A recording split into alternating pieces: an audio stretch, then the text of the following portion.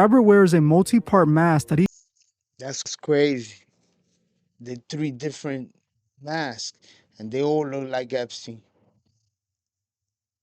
consistently swaps out. One for smiling, one for frowning, and one with no mouth at all. He literally changes his face depending on the game he's playing. To me, this is a direct nod to the dual lives these real-life monsters lead. One face is the brilliant philanthropist or the genius investor they show to the public, while the other face is the monster they keep in the shadows. It's about the public versus the private persona. Just like the Grabber used magic tricks to appear harmless, this monster uses wealth and science to mask his true intentions. There is also the character of Max, the Grabber's brother who lives in the same house but claims to be completely oblivious to the kidnappings happening right under his feet.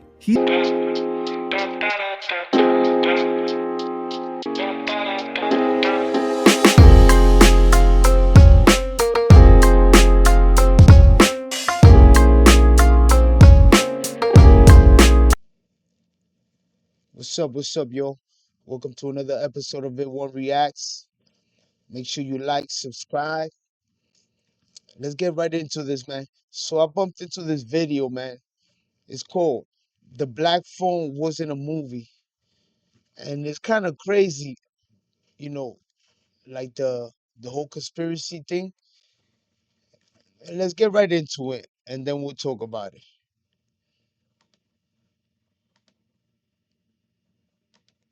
Comparisons between Video by The Truth Is, and it's called "The Black Phone Wasn't a Movie." Shout out to The Truth Is. the antagonist from the Black Phone, the Grabber, and the real-life monster that's rocked the world, pointing to both having the exact same eerie eyes. But this wasn't the only thing that linked the Grabber to the disgraced financier, as this character seems to be an on-screen manifestation of the very real evil. Today, we are decoding the movie The Black Phone, revealing how this isn't just a horror movie, but a documentary in disguise.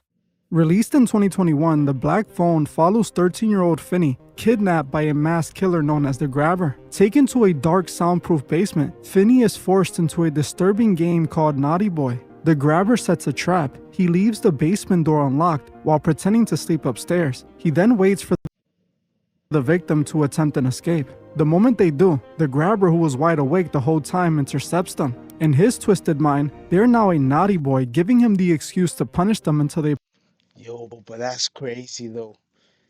That shit does look like Epstein, right? That nigga look like Epstein. pass out. This was his diabolical cycle. In the movie, Finney communicates with the spirits of past victims through a supernatural phone, eventually defeating the Grabber and escaping. But while the movie has a happy ending, the same can't be said for the victims of the real-life Grabber. You cannot deny that this character has the exact same eyes as the wickedest man to ever live. I don't think this was a coincidence. I believe they cast someone with those distinct eyes for a very specific reason. A secret nod to show us that Nah, he does look like him. That's crazy. this evil was much more real than we want to believe. The Grabber didn't just snatch kids, he lured them. In the movie, he poses as a struggling magician, dropping groceries or black balloons to play on a child's innocence. The moment they stop to help, he uses a chemical agent to incapacitate them and vanishes into a black van. Once they were in that soundproof basement, he set his trap. He needed them to fail his game so he can justify the violence that followed. This is a direct metaphor for the real-life method used by this monster. Just like the Grabber, the real-life monster used a lure, the promise of money or a modeling career. He sent out scouts to high schools and middle schools, offering cash for massages. Once the victim was lured to the estate, the isolation began. Crazy.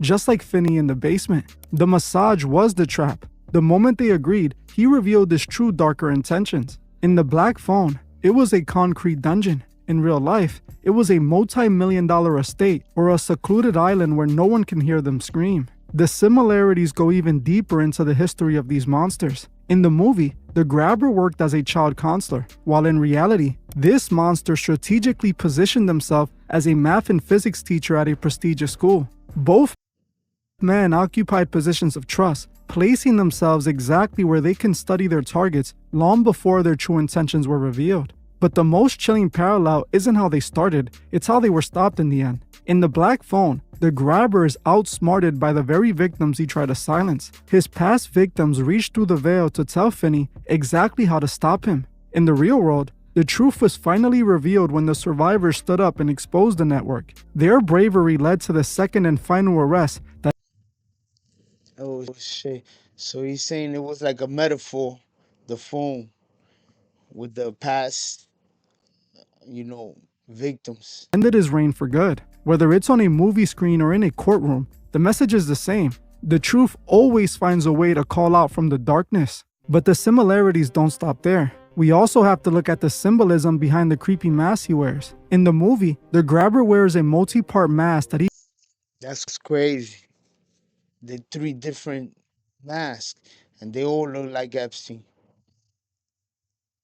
consistently swaps out. One for smiling, one for frowning, and one with no mouth at all. He literally changes his face depending on the game he's playing. To me, this is a direct nod to the dual lives these real-life monsters lead. One face is the brilliant philanthropist or the genius investor they show to the public, while the other face is the monster they keep in the shadows. It's about the public versus the private persona. Just like the grabber used magic tricks to appear harmless, this monster uses wealth and science to mask his true intentions. There is also the character of Max, the grabber's brother who lives in the same house but claims to be completely oblivious to the kidnappings happening right under his feet. He's obsessed with solving the crimes, while the victim is literally in his basement. Now, how many times have we seen this in the real world? The business partners, the socialites, and the family members who claim they saw nothing while the unthinkable was happening right in front of them. They want us to believe the Black Phone is just a scary ghost story about a haunted rotary phone. Nah, but that's crazy though, how this nigga looks.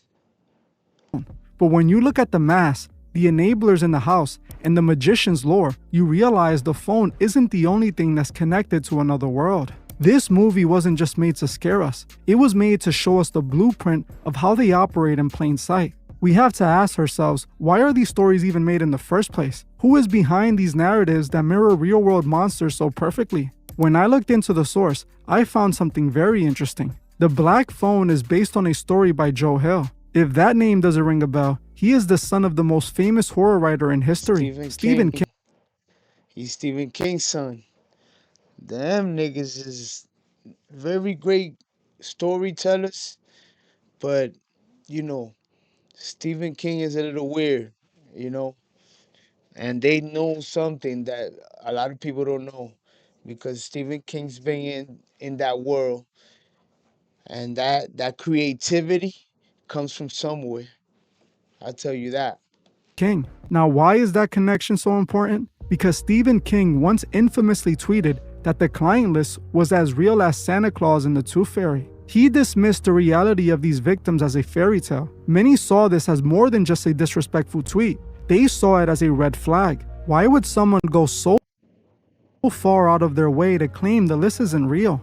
It makes you wonder what's being hidden, especially when you look at the patterns in their work. From the Black Phone to Stephen King's It, where a monster feeds on the fear of children in a sewer dungeon, or The Institute, where gifted children are kidnapped for their powers, or even the shadowy groups in the Shining universe who hunt kids to drain them, there is a dark, consistent pattern here. When the person writing these stories tells you that the real-world evidence is a fairy tale, you have to ask, is he writing fiction, or is he showing us what he knows? Now, I think a full video into the world of Stephen King and The Shining is definitely needed. If you want to see that, comment The Shining below. And if Yeah, it's a pattern. There's always kids involved. Why there's always kids involved? That's a funny ass pattern.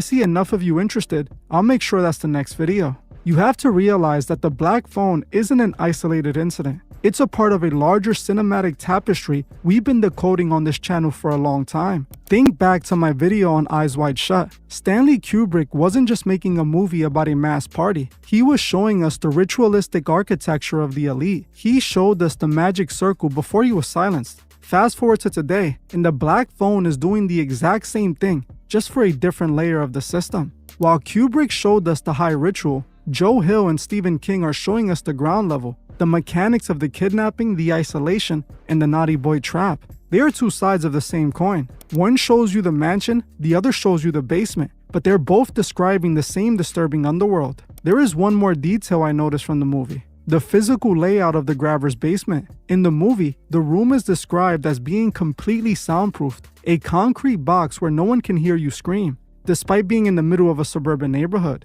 it was designed to be a blind spot in reality. Now, when you look at the reports from the real-life monsters' properties, from the ranch in New Mexico to the secluded island, there is a recurring theme of soundproof rooms and high-tech isolation. The victims described rooms with reinforced walls and heavy doors, specifically built to ensure that no matter how loud the horror got, the outside world remained oblivious. In the Black Phone, the Crazy. With extra cement on them. So you can't hear the screams, nothing.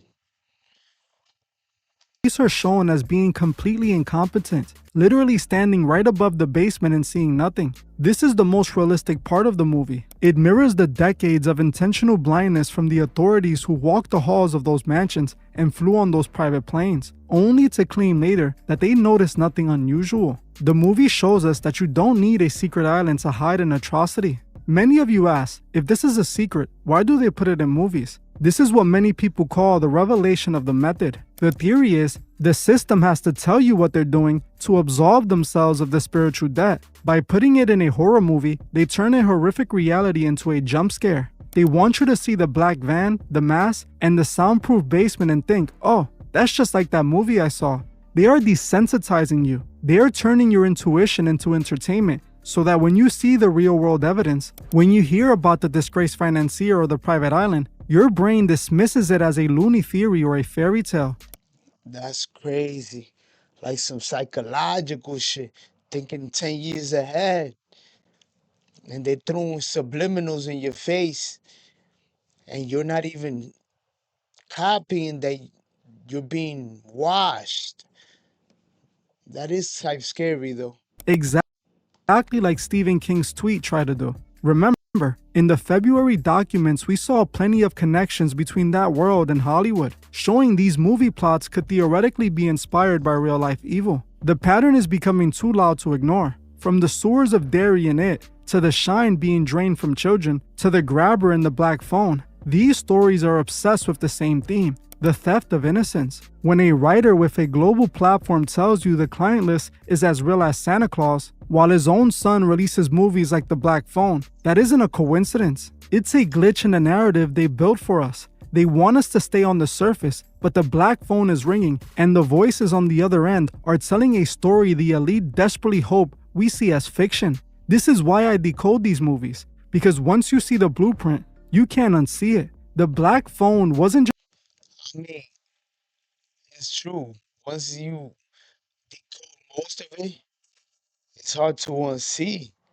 It's like, yo, bro, he looks like him.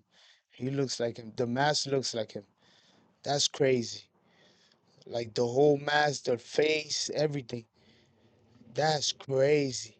And then like the whole with the children thing and the naughty boy game and all that shit. just a 2021 horror hit. It was an hour and a half documentary disguised as fiction. Now, if you made it this far, it means you're seeing the patterns too. I want to hear from you in the comments. Why do you think the King family keeps telling the same disturbing story? Because to me, it seems like Hollywood loves telling on themselves, just like they're doing with the FX new show, The Beauty. If you want to hear about how the elite plan on living forever and why they are obsessed with the idea of immortality, check out this video on The Beauty right now. And if you like unfiltered videos revealing the truth, Yeah. But I mean, why does Stephen King and his son keep putting stuff out like that? You know? Man, I tell you now, I'm gonna have to go check out that movie again because it does have a lot of stuff in it, you know, little Easter eggs. But let me know what you think about that. Do you think that was based on the industry and what's going on? And let me know in the comments. Like, subscribe, share this, tell a friend to turn a friend. And till next time, man, peace.